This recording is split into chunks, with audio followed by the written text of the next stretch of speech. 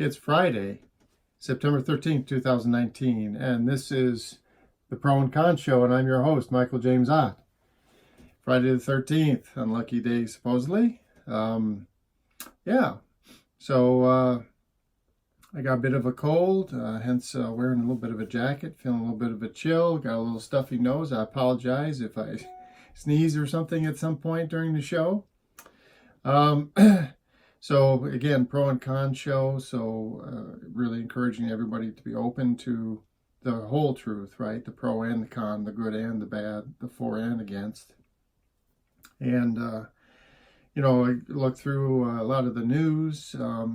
Last night, there was the Democratic debate. I watched the entire thing, well, except for maybe the last couple minutes, just as they were finishing up. The reception on my television wasn't that great right at the end, and so I think I missed the last couple of minutes. But yeah, so the Democrats were there debating, and I was there watching, as I hope all of you are, because we have to look at the issues that we have, right? And the biggest one is that we got a couple issues with the current president. So it appears that, it's absolutely true that he's a confidence man. So he's been this way his whole life, and he's in office, which is a problem for a lot of people. Okay, some people think it's great. But the other thing that's really probably more important is the fact that definitely his mental acuity has changed or is changing. And so he's getting less and less capable mentally as the days go by. And you can see degradation from decades ago. If you look at old videos compared to now, watch him talk about different topics and how capable he is at speaking to them. And even over the course of the first couple of years of his presidency, it would seem like his ability to coherently speak has been degrading over the time. So probably time to look at somebody else, even if you're kind of a fan of Mr. Trump, because it's the President of the United States. So having somebody with some mental limitations brought on by probably some early onset dementia, we need to look at alternatives. And so again, in our current system, the way that we have allowed it to be, it's not in the Constitution again, but we have these two political parties, and Republicans are going to have Mr. Trump, although there is a little bit of primary competition. And then we have the Democratic Party, and they had many candidates. They still do. There's still, I think, almost 20 candidates, but only 10 of them made the debate stage last night. And I would say these are, the strongest of the 10 or of the 18 or whatever that's left. So the 10 that are remaining. My personal hope is that they'll continue to winnow down the number of candidates, because to me, by this point, it seems pretty clear that beyond 5 or 6 candidates, it doesn't really make sense. So I watched the debate, and then I read this article by Nolan Hicks in the New York Post, and I think his viewpoints pretty much talk about these 10 candidates quickly, and then wrap up for today. The current front runner again is Vice President Joe Biden, and Mr. Hicks says that was not the greatest of debates for him. And this is an issue. I mean, this is Mr. Biden has always had this problem. He is not a fluent speaker. His presence, or when he's trying to get thoughts out, his mind, I think what happens is his mind kind of races ahead from what he can put out through his mouth, and so he, you know, he just doesn't have, you know, he doesn't collect his thoughts and speak in a nice, fluent way. And so Mr. Hicks says that his responses, you know, kind of veered around some, and he was jumping around a fair amount on some of his responses, which was true.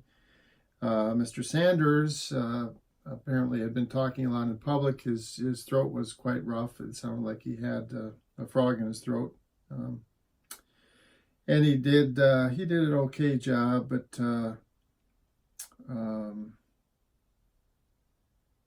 yeah, I don't know. To me, it feels like he's, you know, a couple of years ago in 2016, he was really a leader of some of these very progressive viewpoints, and now a lot of the other people in the country and in the Democratic Party have adopted them, and his it's kind of weakened his position. So he didn't do the greatest in the world. Elizabeth Warren, she, I agree here. He says comes off being progressive, unflappable, and authentic. And voters crave personal authenticity. I certainly like it myself, but I mean, you have to judge for yourself. But I think overall, Elizabeth Warren did better, and better toward the beginning of the debate, and then less so later on. It seemed like the moderators kind of focused on the other candidates later on in the debate, and Elizabeth Warren did not have that much to say later on. Cory Booker, he did a great job. He's a great public speaker, actually. He throws in some humor, and he has the ability to coin a phrase, if you will. So he did a fine job.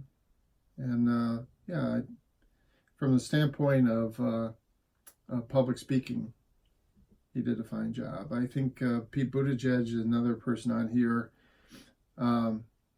Mayor Pete Buttigieg, I think he is actually, to me, he feels like he's the most capable person in the entire field from the Democratic side. And I've said this before, it seems like his main downfall is, well, he's got a couple of them. So one is he's openly gay, which, you know, fine with me, no problem. I would happily vote for him in November 2020 if he's on the Democratic ticket. But there are people that still aren't ready to do that, right? And then the other part is that he's got an issue with this kind of perception of racism. There's been some issues with the police department in South Bend, Indiana, where he's mayor.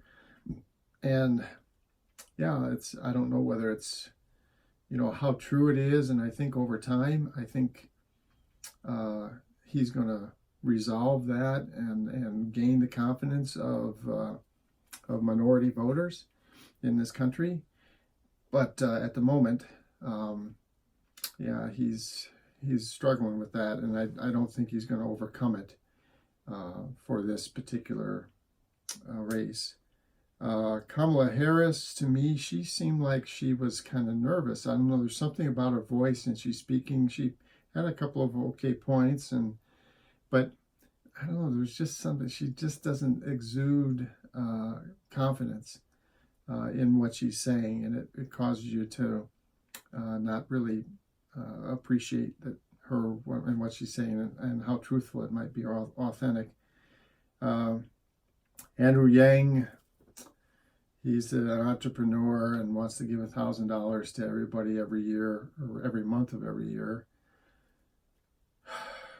It's just, I don't know. It's he's too far out, and I don't. I can't see myself where this is makes sense. But even if it did, I don't think that it just doesn't feel like anybody's ready for that. Beto O'Rourke, he had some really shining moments during the debate, but I don't know. And this one's like he did okay. So he had some really shining moments.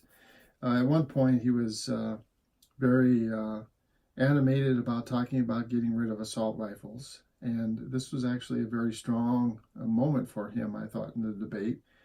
But the opposite side of it is that there's a lot of just voters in general that don't think that that's necessarily the greatest thing in the world, especially just like taking them all kind of thing, and having no differentiation depending on who owns them, that kind of stuff. So I think, the positive was, was a very emotional moment and showed a lot of empathy for victims of these shootings and stuff like that. But then the other side is maybe too aggressive for a lot of voters in regards to gun control.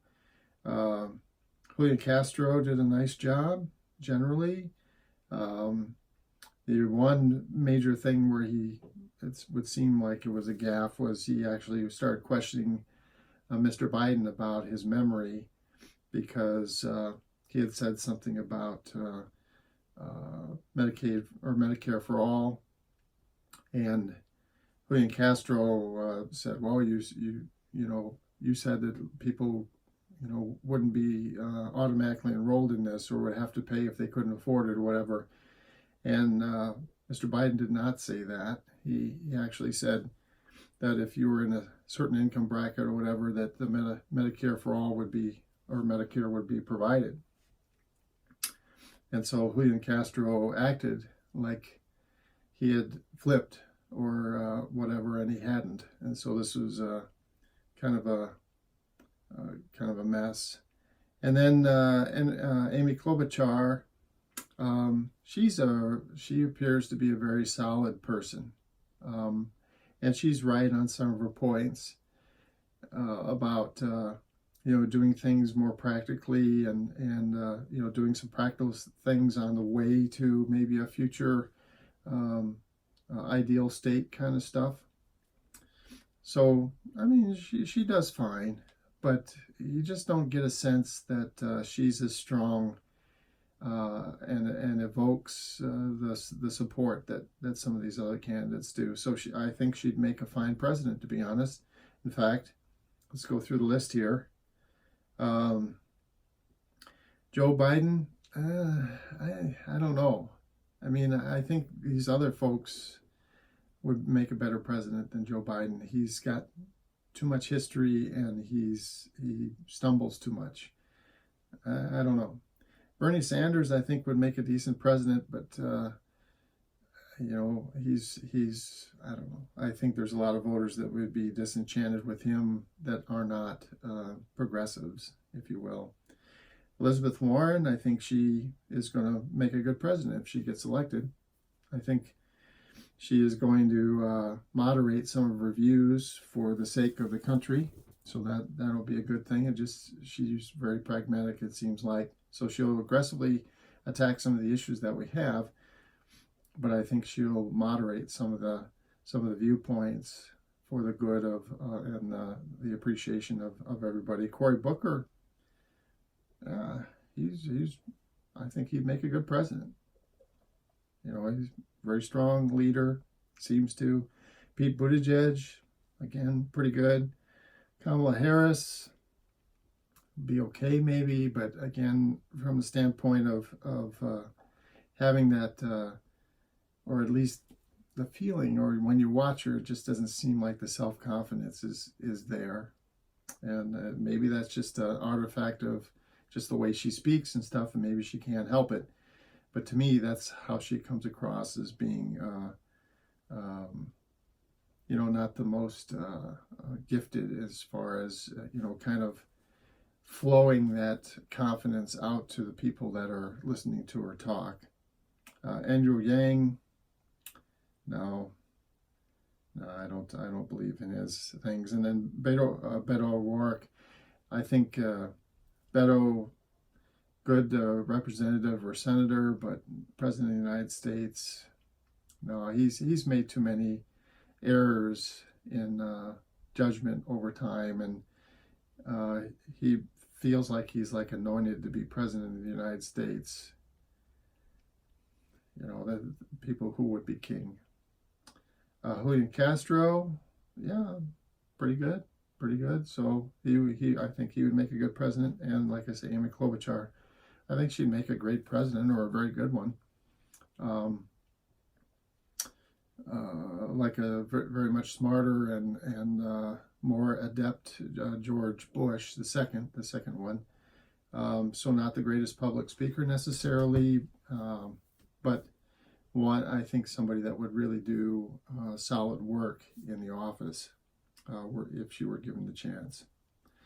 All right, so again, I hope you are tuning in to these Democratic debates, because that's, for the most part, that's where we're going to find our alternative to the fellow that unfortunately is suffering from early onset dementia and has always been a con man.